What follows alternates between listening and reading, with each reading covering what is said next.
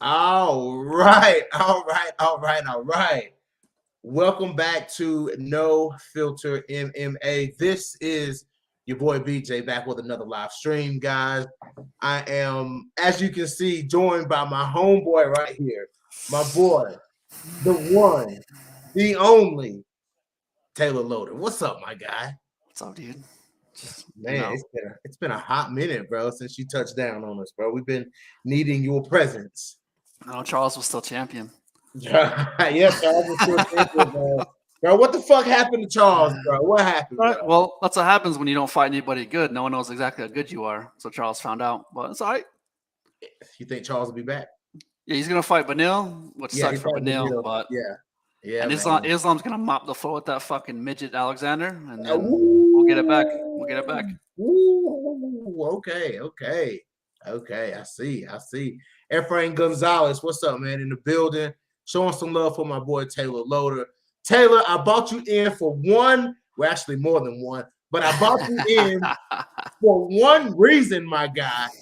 The headline in news: Francis Ngannou vacates his heavyweight title. John Jones versus Cyril Gane for the undisputed heavyweight championship, bro. What you got, homie? Dude, I thought it was fake when I first saw that shit. Me too.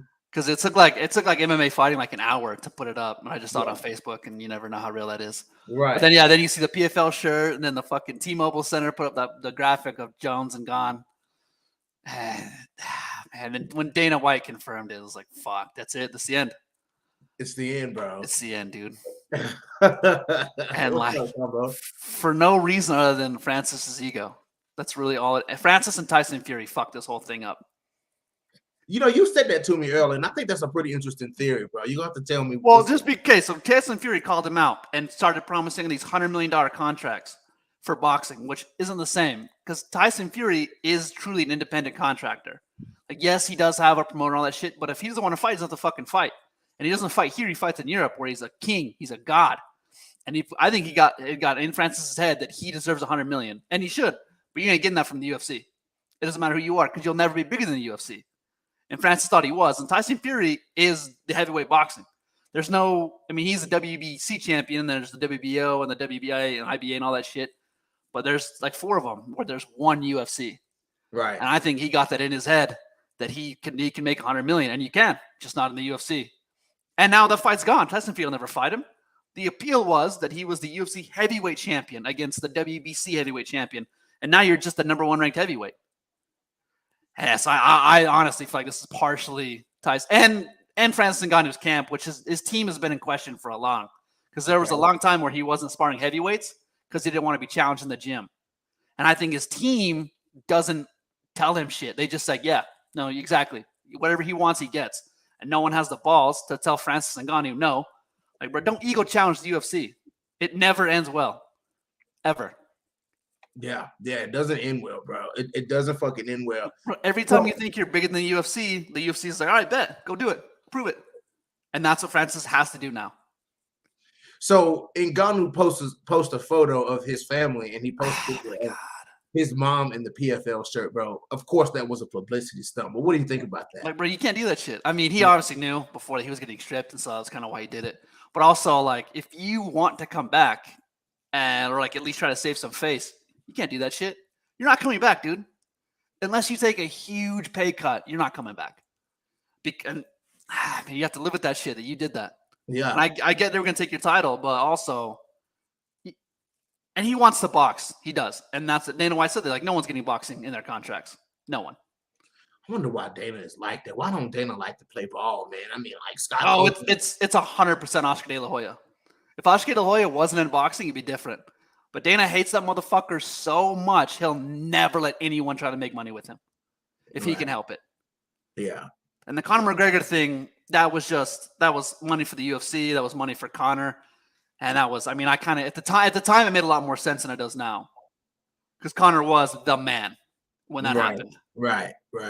Yeah. And Francis, like, cool, man, but you're not dealing with Showtime here. You're going to have to deal with Tyson Fury. And Tyson Fury is smart enough that he's never going to agree to that, because he's not going to make as much fighting a UFC guy as he could fighting boxing.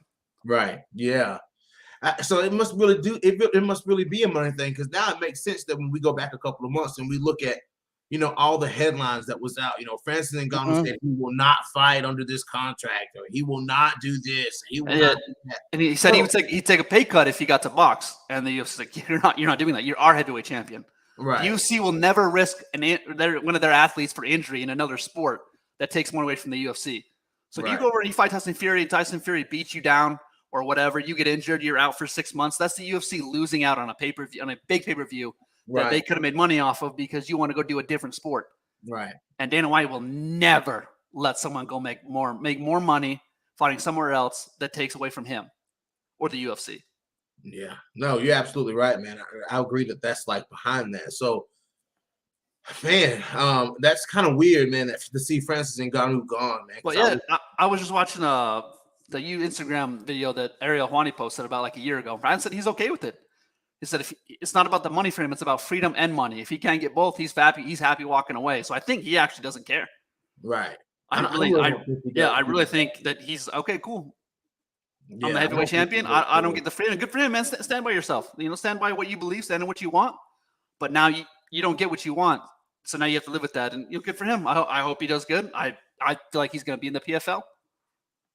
Dude, PFL is a great option for him, bro. Like, because there's no heavyweights there can beat him. Right. Like, and then that's an easy. Like PFL is like where you go to get a bag, bro. Let's say, yeah, and you're still on ESPN. They have an ESPN deal.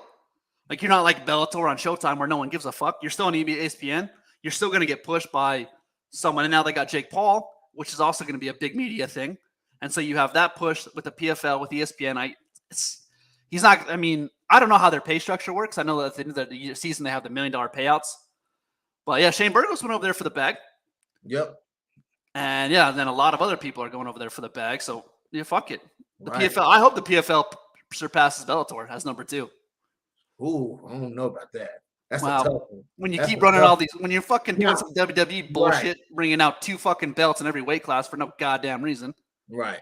Yeah. Okay. Yeah, I get that part of it for sure. Yeah. But it puts the heavyweight division in a weird spot. You know what I'm saying? Okay. For one question that arises is what happens to Stipe? What does Stipe do? He needs to fight someone. He loses his trilogy fight with Francis Ngannou. That's out the window. So now you got fresh blood for Stipe. And he won't. He says he's gonna fight. He wants to fight the winner in July. It's like, bro, why do you deserve a shot? You said, yeah. He said he wants to fight the winner of Jones and Gone in July. It's like, Doug, why? You don't deserve it. I get you're the most accomplished heavyweight of all time. I get that. But you haven't fought since Francis knocked your ass out. Your last 5 fights are against 2 dudes who aren't in the UFC anymore. That's true. Yeah, that's true. Daniel Cormier, retired commentator, and Francis who just got cut. And you think that you deserve a shot? Bro, even Ciryl Gane took another fight before fighting for a championship again when he beat Ty. And I'm not saying go out there and fight fucking Curtis Blades because you're scared of him, but fight someone. Fight Sergey. Fight anyone. Don't just say that you're going to sit out for another year and a half and say that you're the number 1 contender. It's that same bullshit that's going on at lightweight. Yeah. Where Dustin Poirier, Justin Gaethje, and fucking Michael Chandler only fight each other. That's true. Yeah. So that's a good question, Colossian. I was just getting ready to say we were going to talk about that. You know what I'm saying? That was part of what I was going to lead into with Taylor. But before we get there, Taylor, how does it? I mean, it looks like Ciryl Gane was the one who called for the smoke with John Jones. You know what I'm saying? So it's very smart. And stylistically, you know what I'm saying? Like Ciryl Gane can be a bad matchup for John Jones, bro. Like he could be on the feet, like he could be a bad matchup for John Jones. But there's a lot of problems. I think this would be the most accomplished striker John's ever fought. Yeah, I would think so, yeah. And John Ciryl Gane is massive in comparison. Big boy. Bro, like he's a big motherfucker. And like Francis, it's not fat, bro. It's muscle. That motherfucker is jacked. He matched Francis in size in that fight, bro. Like he matched Francis. Like, so yeah, he just can't wrestle. But John Jones ain't gonna wrestle. Right. Tell me what it was your initial thoughts when you saw that this shit was official, bro. Oh, John Jones gonna fuck him up. Whoa. I tell you, put all your money on John Jones right now is a minus 165 underdog or plus 165 underdog. Bet that shit right now. Ciryl Gane couldn't keep Francis Ngannou off him. I understand Francis Ngannou, a big guy, but Francis Ngannou was not the wrestler John Jones is. And John Jones has had a year and a half to put on as much size as he wants. With the microdosing of his steroids, he's gonna be huge. With the what, Taylor? Oh, my man's microdosing. I don't give a fuck what anyone says. Like his whole like power lifter phase. Like, bro, you were juicing. You've been caught twice. Say whatever the fuck you want. It doesn't take away from you being the best, but you microdosing. I truly believe he has been. Okay. But again, also like the motherfucker's strong. You listen to DC. Everyone talks about fighting John Jones. Like he's a lot stronger than you think. He's a lot stronger than he looks. And then Ciryl Gane is big. And it depends on if Ciryl Gane is improving. But all this experience that Ciryl Gane has occurred in his last 5 fights. Just throw those out there. Like, look at the experience. Yeah. So I hope he was doing what Josh Koscheck did and just worked on his grappling and not any of his striking. Like, we know you can strike, dog. We know you're a world-class kickboxer. But if Francis Ngannou can hold you down, bro, you got to work on that. Because Francis Ngannou can't wrestle for shit. Ask Stipe. Yeah. And he was able to hold you down for 3 rounds. So, I mean, if Ciryl Gane's working on that, which I firmly believe he is, even though I hate him, I will not say he's not good. Like, my motherfucker good. Right. But I just don't see him beating John Jones. What? He's not going to – how's he going to get on the inside? Those elbows he landed on Ty, he's not landing on John Jones. You're not getting inside the 84.5-inch reach with an elbow. Now, with longer strikes, you could, but then you have to look out for what John's going to do to you. Right. Because John Jones can attack your body. Like what he did to DC. Yes. And a lot of it is I hate Ciryl Gane. I want to see that motherfucker lose every fight. And it's nothing personal. It's only because he's French. If he wasn't French, he'd be different. But he happens to be French. And I hate those people. Dude, you are guys. Dude. But you know, I don't see him beating John Jones. I think it's an interesting matchup, dude. I think it's an interesting matchup. You know what I'm saying? I think that, you know, for one, I think that neither one of them want to fight Curtis Blaydes. Curtis Blaydes. No. Neither one of them. Because Curtis is going to take him down, hold him down, and beat the shit out of him. Probably the most ducked fighter at heavyweight is Curtis Blaydes. Like, how come his name was never brought up in? Yeah, and all anyone has is they lost to Francis twice. That's it. All they'll ever say. Yes. Well, he lost to Francis. Okay. Well, Francis is gone. What's your excuse now? People say without Francis that Curtis Blaydes could be champion at heavyweight. Could have been. He could have given DC a run for his money as far as it goes with the grappling. He could have. Yeah. And because of Francis, we never got to see it. But now, I want to see Stipe and Curtis. The winner can fight the winner of Gane and Jones. That's a good fight. I was hoping to see Stipe versus Ciryl Gane, or Stipe versus John Jones, but I guess we're not going to get that. So we probably will. Or Sergey versus Stipe. See, I would take that as, if I was Stipe, I would ask for Sergey. I don't want to fight Curtis Blaydes until I absolutely have to. Yeah, dude. Like, see, that's the problem. Like, people that's why Curtis Blaydes keep getting pushed back, because people don't want to fight him. And and then they use the excuse like no one wants to see him fight. We all want to see him fucking fight. What are you talking about? I love watching Curtis Blaydes fight. Absolutely. Look at this, Taylor.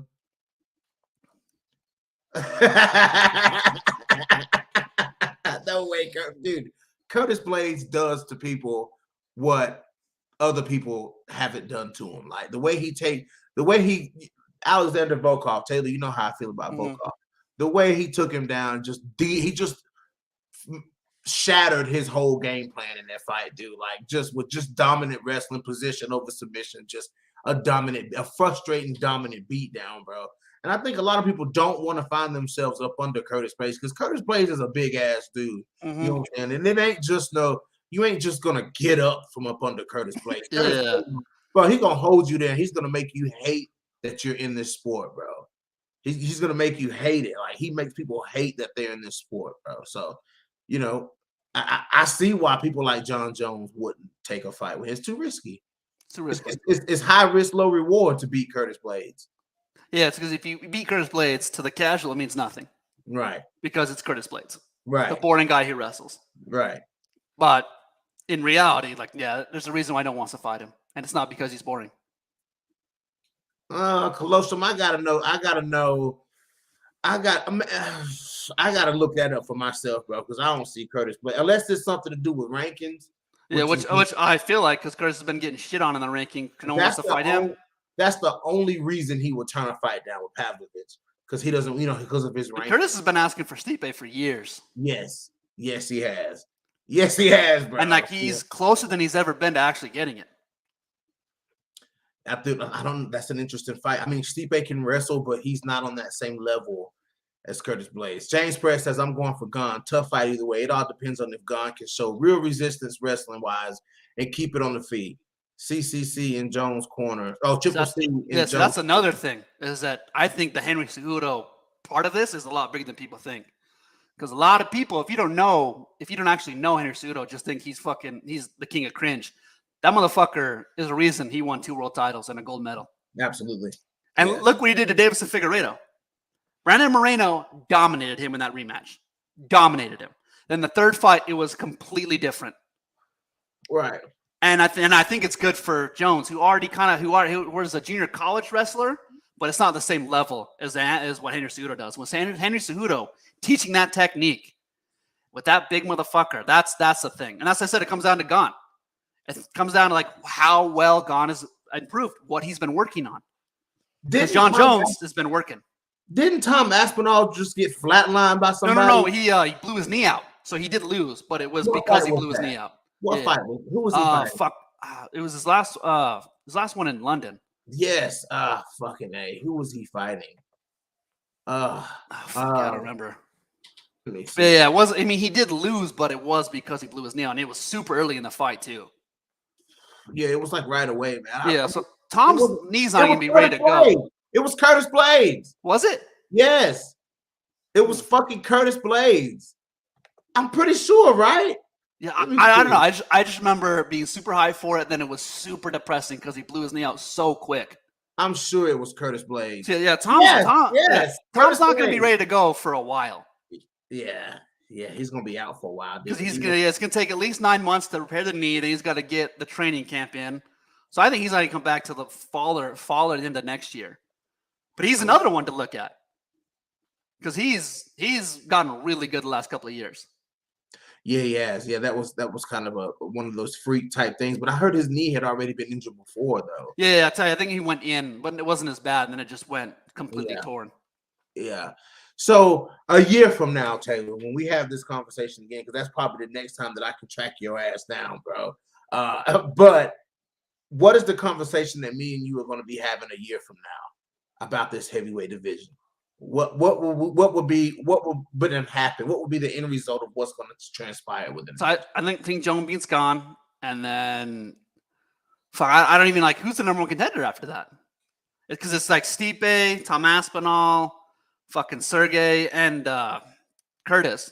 I think Curtis is the best one, and I think he will get the shot eventually, but it's just a matter of when. But I don't think anyone in that division can beat John or Curtis.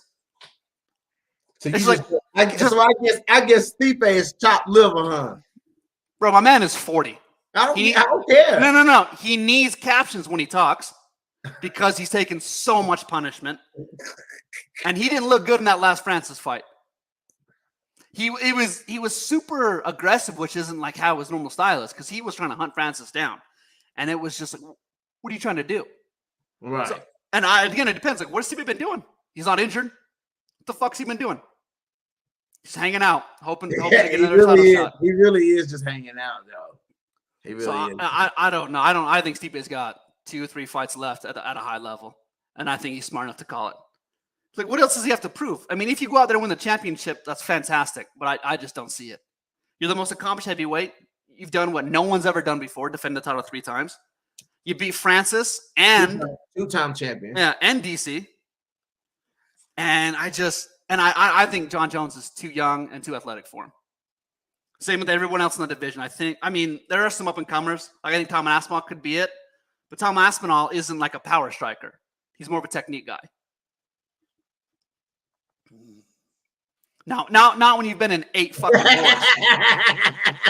All right, look at the damage he took against both fights in DC. Knocked out in the first one. The second one, he took an ass beating for 4 rounds before he knocked him out. And then he just got KO'd by Francis. Stipe's been through too much.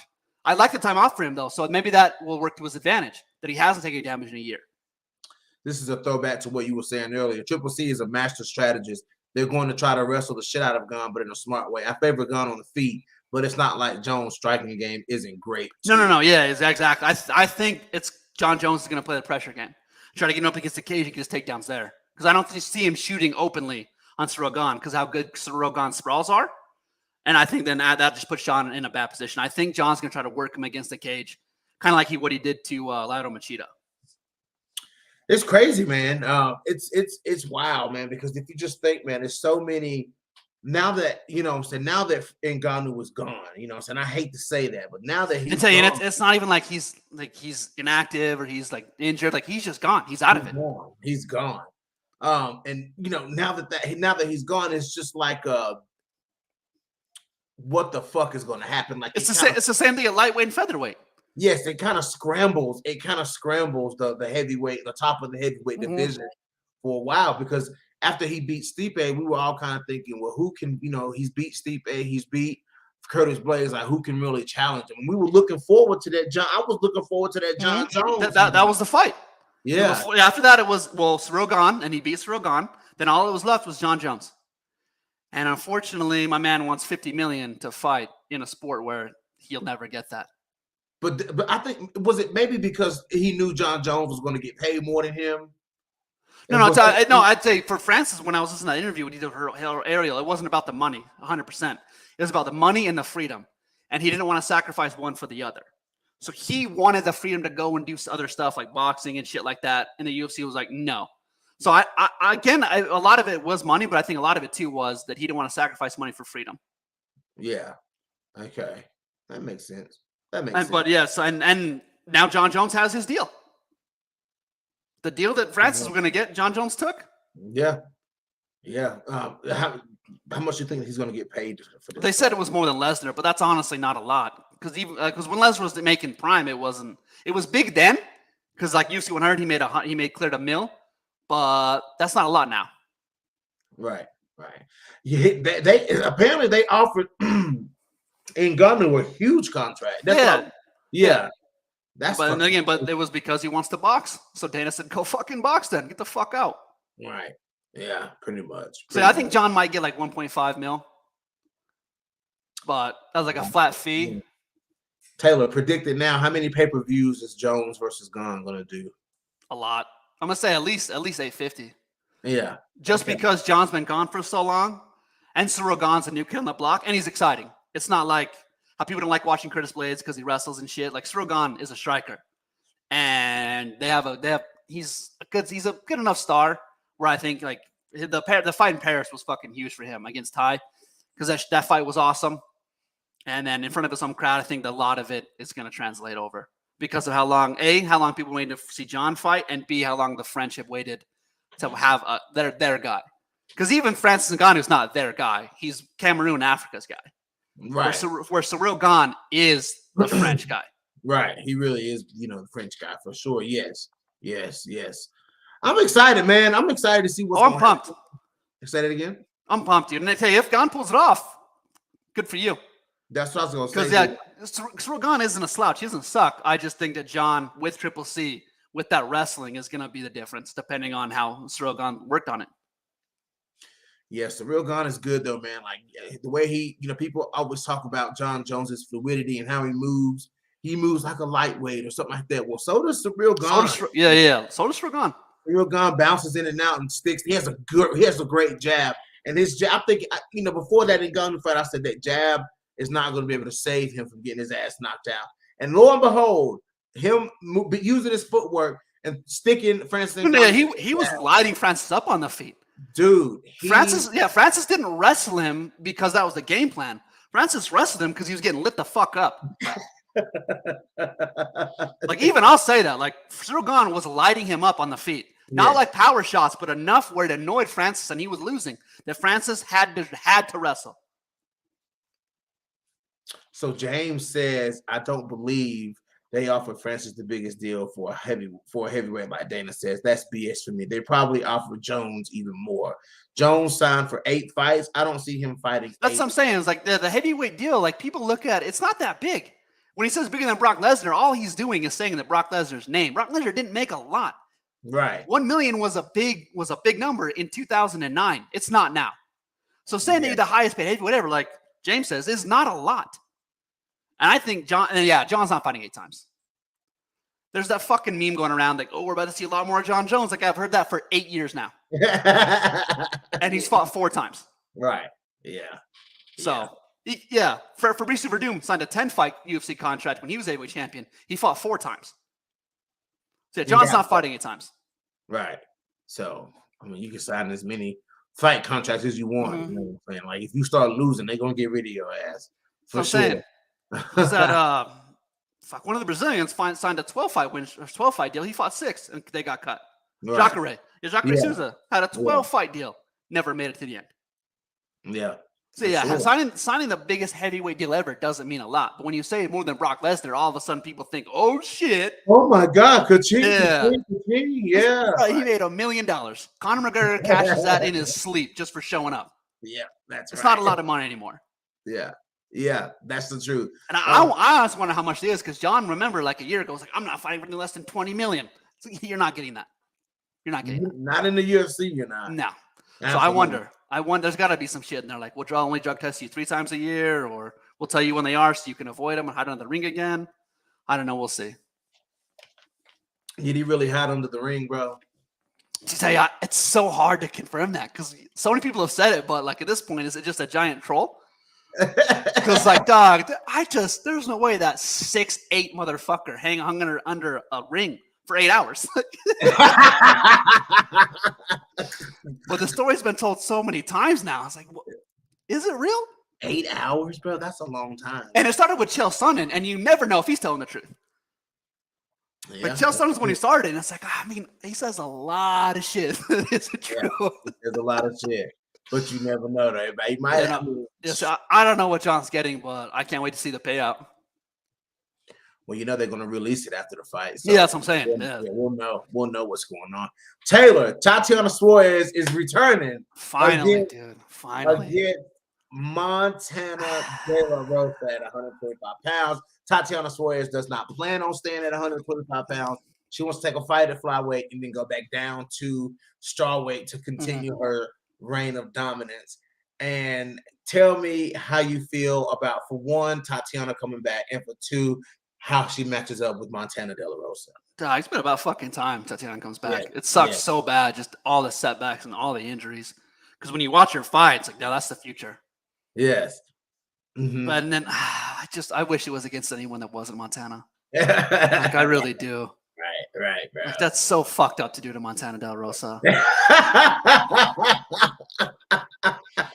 Like, Tatiana's just gonna wrestle fuck her.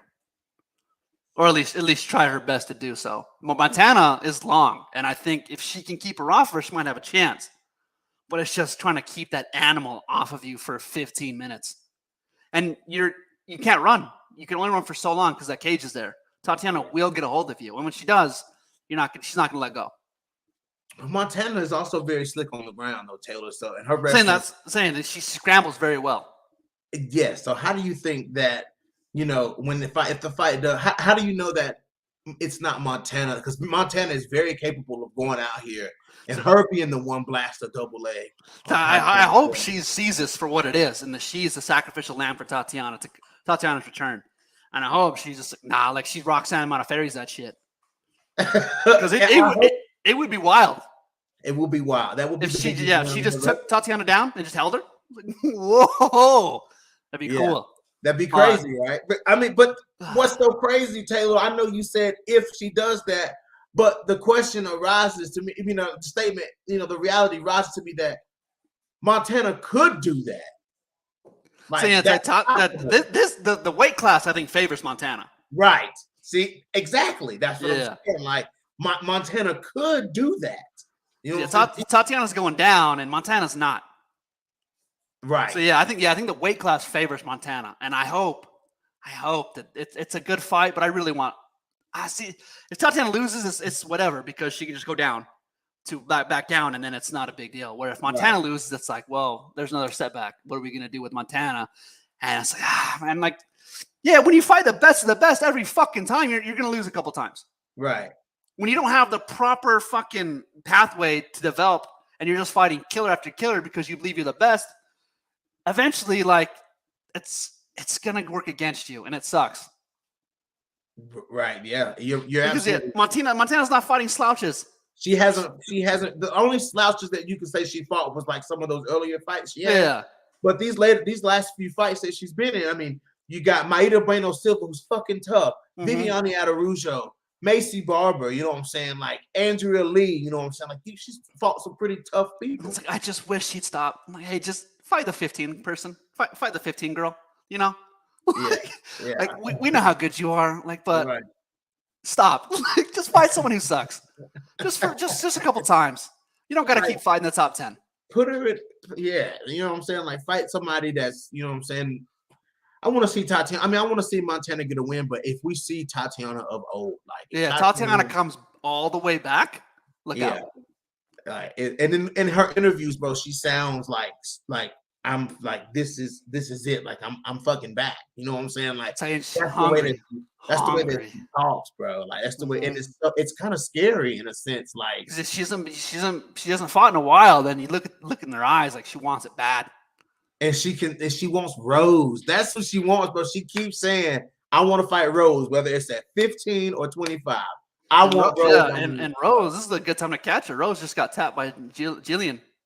Yeah. Ooh. Bro. Ooh. What do you think about that? I was fucking pumped, dude. I was fucking stoked. I couldn't believe, like, under a minute, too. Like, god damn. Right.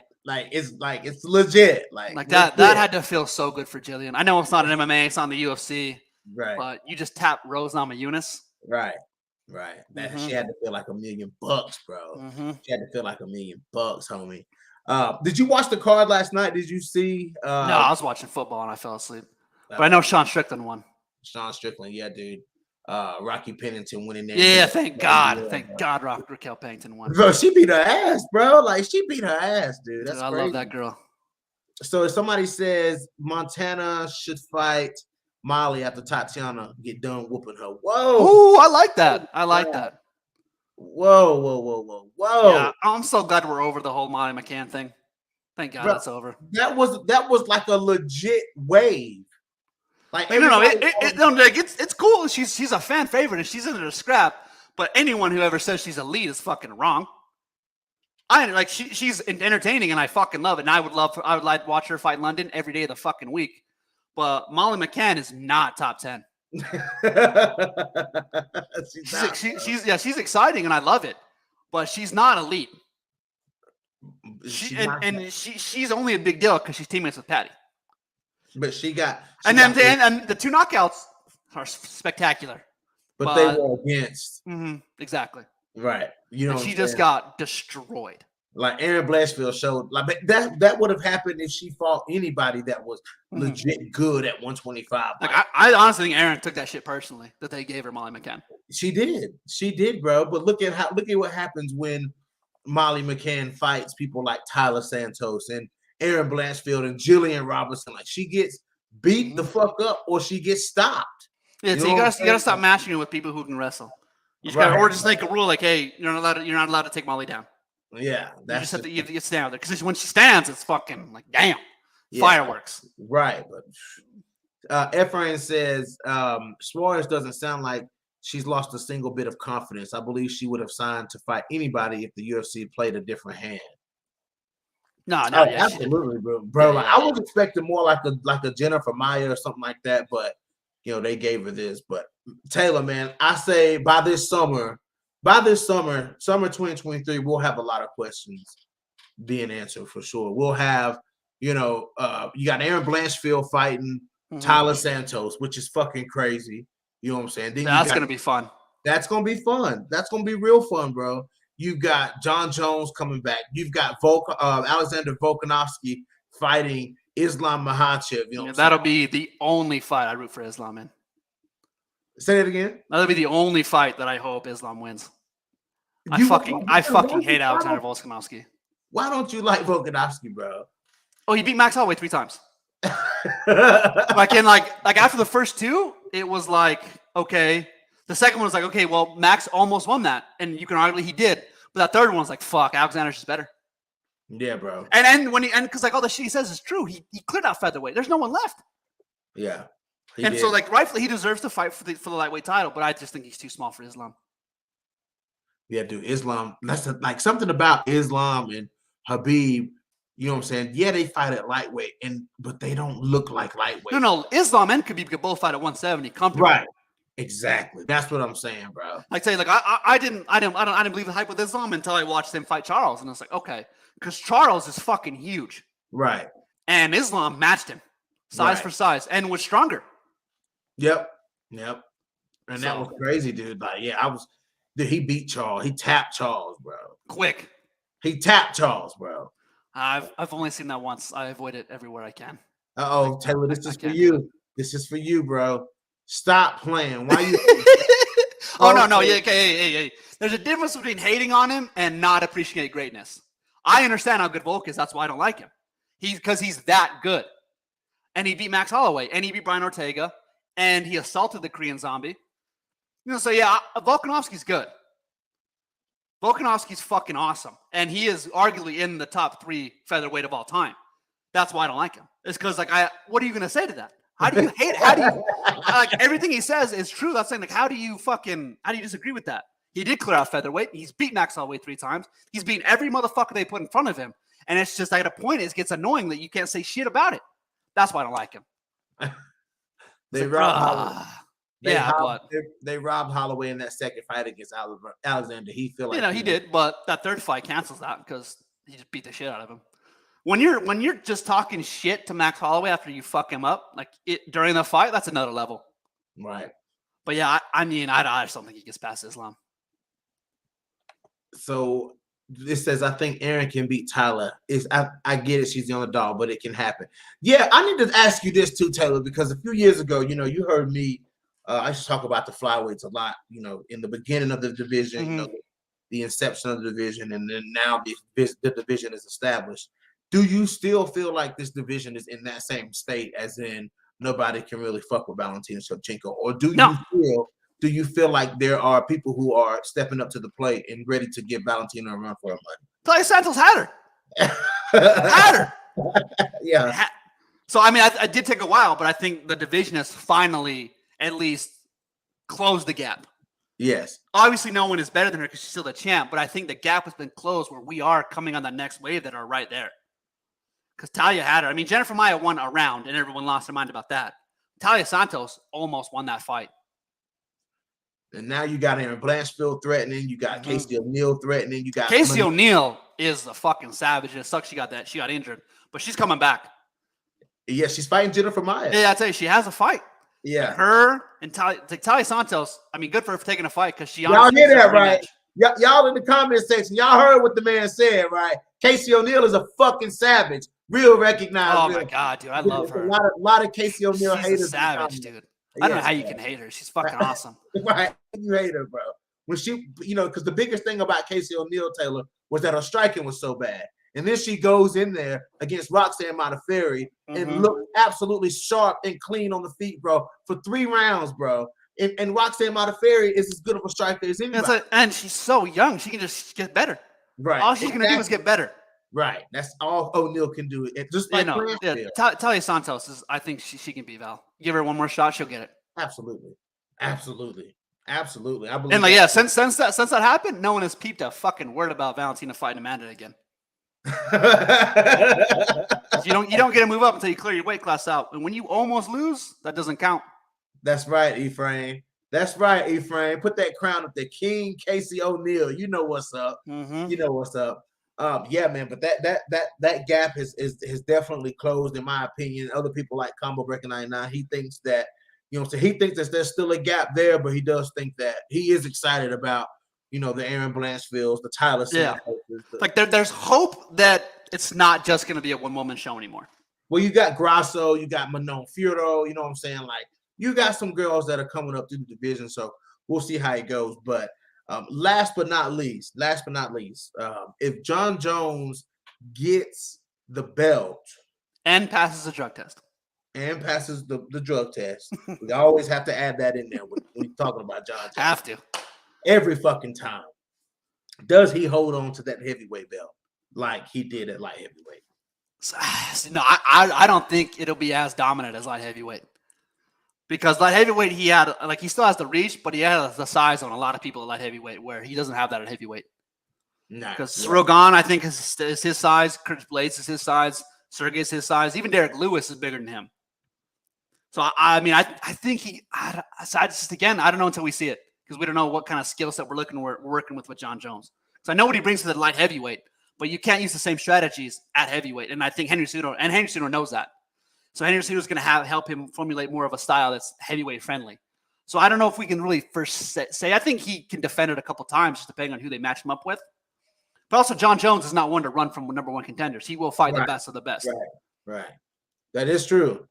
I think a big fight would be Jones versus Stipe, though. That's a huge fight. That's a huge fight. The best light heavyweight ever against the most accomplished heavyweight ever. Right. Like that sells, and it's compelling because Stipe can box. Pure boxing, Stipe got it. Right. And he has good wrestling. He has good enough wrestling and control that it's a question like he could get up. If John Stipe, he could get up and he could take John down. Right. Like I say, I like the layoff for Stipe because he's taken a lot of damage the last couple of years, and now he hasn't. And as long as he's not sparring and taking hard hits in training, I think he could have a real shot. And I think it's an interesting matchup. Where like Curtis, you know what Curtis is going to do. You know what kind of fight that's going to be with Stipe. With Stipe and Cyril Gane, I feel like you have no idea until you see it, what's actually going to happen. Ravioli says Jones Stipe is the perfect first title defense. That is, it is. Like, I think Stipe retired. Nah, he ain't retired. Nah, hell no. Stipe definitely is always saying that he wants to get in there and bang. But, somebody says Stipe's jaw isn't there anymore. He's still a good matchup. Stipe, look at who he's been hit by, though. Like, look at who he's been hit by. He was knocked out in a clinch by DC, which is what DC's punches to me are most powerful. Then he was knocked out by the most powerful heavyweight. You know what I'm saying? Like, he only been finished by. Look at who he's been finished by, though. Yeah, he's only been finished by. I think he got submitted early, but other than that, it's Francis and DC. And then what he did to DC in that third fight was just beat the fuck out of him. He beat the fuck out of him, bro. He beat the fuck out of him. So we'll see. But anyways, guys, Stipe Jones, I look forward to that. That's a great fight, man. That's a great fight. Well, guys, you got it, man. The return of my boy, the ever faithful Taylor Loder. Listen, me and Taylor go way back. I got many podcasts in the archives with my boy Taylor Loder coming in, bringing that heat. This guy, he's about that third shift life. You know what I'm saying? He about that long hour third shift life stuff. My guy, he's gotta jump out of here so he can get some rest, man. But Taylor, bro, any closing thoughts, bro? And always, I appreciate you coming through, homie. Islam, he's gonna beat him, and then Charles is gonna get his ass back. But where does Kevin Lee fit in all of this, bro?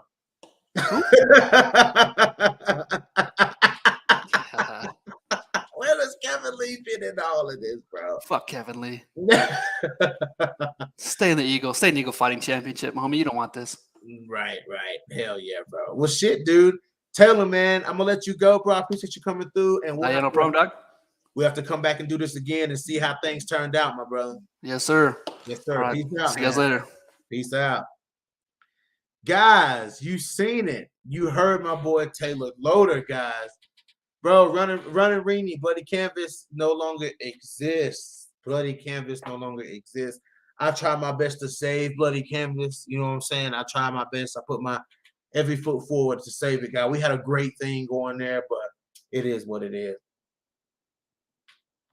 But Taylor's not from Bloody Canvas. If you jump all the way back a couple of years, guys, with No Filter MMA, if you go all the way back, there was another podcast before Bloody Canvas that I was a part of, and that was One Up MMA. You got to be one of my early rockers to remember One Up MMA, man. That was way back. Go back in the archives and check out One Up MMA, man. We had some great discussions with Justin and Austin and Taylor. Like, man, those were great discussions. Lee called out Hamza. Yeah, I saw that, Teron. Hey guys, but listen, the lines are open. Anybody want a link? Anybody got something they want to say about what me and Taylor talked about? Anybody want a link? We can go. If not, I'm gonna shut this thing on down, man. Anybody want a link? Anthony and Jacob, right? No, that was Bloody Canvas. Yeah, that was Anthony and John and Jacob and Alex B. Hunan. Y'all know Alex that's, breaking all the news on Twitter. Yeah, like we were all in that cluster together, you know what I'm saying? John, Alex, and it was a bunch of us. Yeah, man. Jacob, Anthony, and there was a few other guys too that were involved in Bloody Canvas, man. And I was kind of like a rotating member, you know what I'm saying? But they were solid, man, when I ran up on those guys, you know what I'm saying? And then it was never anything to do with me, but they just had some internal conflicts that things just wasn't working out, man. Yeah, man, I miss being with those fellas, man. Those fellas, we had it. It was fun working with those boys, man. It was fun working with those boys.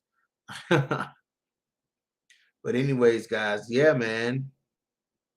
Anybody trying to get a link? Brian Williams, you trying to get a link? What's up, man? We can talk some WMMA in this piece. Colosseum says everybody calls out Hamza until it's time to sign the contract. Kevin Lee straight up called him out, like Kevin Lee gonna get a contract in the UFC and get back in there and fight him, bro. Like, come on, Kevin Lee, bro. What happened to Kevin Lee, man? What happened to Kevin Lee? Yeah, guys. But anyways, I'm jumping off here. Enjoy the rest of my night. Appreciate you guys for coming through. Kettle got low fight IQ. You mean Kevin Lee? Yeah. Oh, Ketlin. Oh, yeah. Ketlin Vieira. I don't know what happened with Ketlin, man. I don't know what happened to Ketlin, man. I don't know what that was about. That was very strange, man. Like, Rocky Pennington put them hands on him. Exactly, Teron. Exactly. Even if Lee was still in the UFC. Kevin Lee happened to Kevin Lee. Yep, you right. You right. Kevin Lee happened to Kevin Lee. That's for damn sure. Like, what the fuck, dude? Like, Kevin Lee was that shit at one point. No, he telling the truth, though, Colosseum. He telling the truth. You know what I'm saying? He telling the truth. Because that knockout of Gregor Gillespie was just absolutely beautiful, man. James said Vieira ain't shit. Oh, no. Teron said, I used to be so high on Kevin Lee. A lot of people did. Y'all smash that like button for your boy while y'all still in here. Please smash that like button for your boy. Smash the like button. Yes. Yes. Uh-oh. Yeah. That dude is pretty good. Yeah, Keith Lee. Yeah, he's pretty good. But yeah, man, Rocky Pennington put them hands on Ketlin Vieira, man. She put them hands on. I posted a video and I said that when I did that post fight, I said that Cachoeira was gonna catch a body. Y'all know, man, y'all already know. Y'all know Cachoeira was gonna start Sijara Eubanks, bro. She was gonna put them hands on Eubanks, bro. She was gonna put them hands on Eubanks. Now, yeah, I know, man. I know, Ephraim. I know.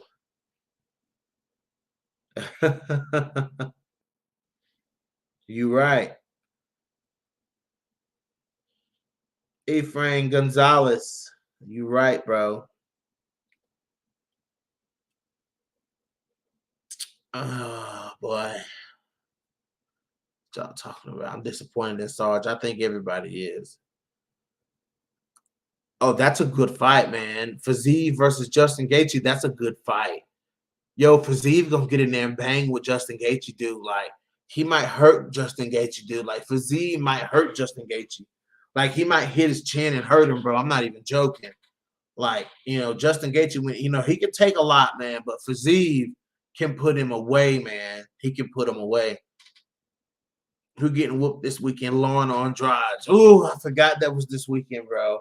I totally forgot that was this weekend. I'm gonna have to go with Andrade. Andrade's gonna beat her, bro. Andrade's gonna hurt Lauren Murphy. But kudos to Lauren Murphy for taking the smoke, though. Man, I don't know, man. I don't know if Priscilla. I don't know, man. I don't know. Priscilla was gonna get off on her, man. Priscilla was gonna get off on her, man. Oh yeah, he does have those. Justin's leg kicks. Yep, that's right. That's right. Justin Gaethje's leg kicks are fucking nasty. They are fucking nasty. That's right. And he can throw physique. He can damage physique to the legs too, because that's what Justin Gaethje does. You know, he damaged Michael Chandler's legs like that. He fucked Khabib's legs up. You know, so he fucked Khabib's legs up. Zaman says physique will starch him. Uh-oh.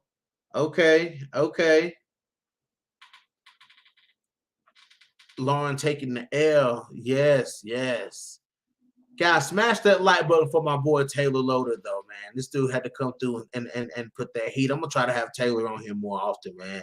How entertaining is that guy, man? How entertaining is Taylor Loder, bro?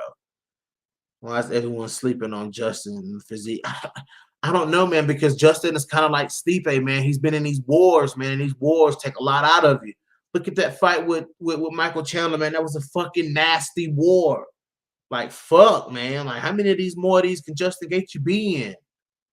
Simon says Murphy won't get finished. I can go with that. I can go with that. James said, I mean, Justin can pull it off, but highly doubt it. Justin just been beat too much. Like, yeah, he's taking a lot of damage. Prayers for Neil Magny. He's fighting Burns this weekend. Oh, yes, that is right, Colossus. Damn. That's right. Justin doesn't wrestle when he should, and he's got those miles on him. Right, man. Everybody talked about how good of a wrestler he is. He doesn't use his wrestling. He turned Michael Chandler into a wrestler, though. Justin G going to surprise a lot of people. He can beat Fizzy. He absolutely can. What if Lauren, it was in your dream? So my here comes Patty. Y'all so silly with that, man. y'all so silly. When they saying, "Oh, Patty the baddie," what if they talking about Lauren Murphy?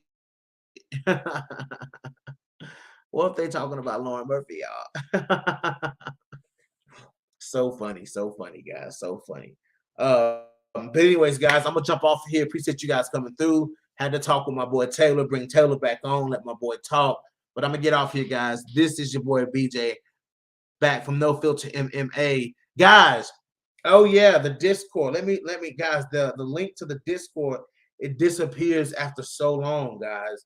So I'm going to post the link to the Discord, guys. You guys have to come to the Discord, man. Join the Discord for sure. How do I forgot how do I share the link. Let me see. Share.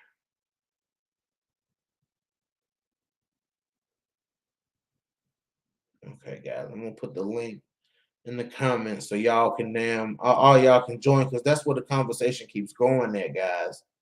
That's where the conversation keeps going at. Yes, there's the link to the Discord. There is the link to the Discord, guys. Please come join the Discord. That's where it's going down at, guys. Let's continue the conversation over in the Discord chat. Yes, yes. There is the Discord, guys. This link will expire in, like a few hours. So I have to keep posting another link to it. So you guys, please come and join the Discord. We keep the conversation flowing. It's a few of us over there, man. I'm trying to get it popping over there. So for sure. 972 Dion always talking. Let's see. Notification. I'm not getting all the notifications.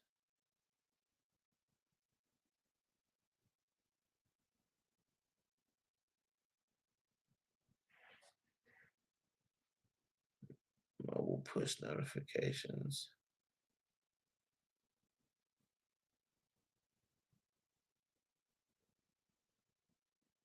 trying to make sure all my notifications are on because I don't always be getting them. But yeah, you guys definitely come and join the Discord, guys. But anyways, this is your boy BJ back from No Filter MMA. Drop those comments in the comment section. Hit that like, hit that dislike, and if you guys haven't already, hit that subscribe button. And your boy is out.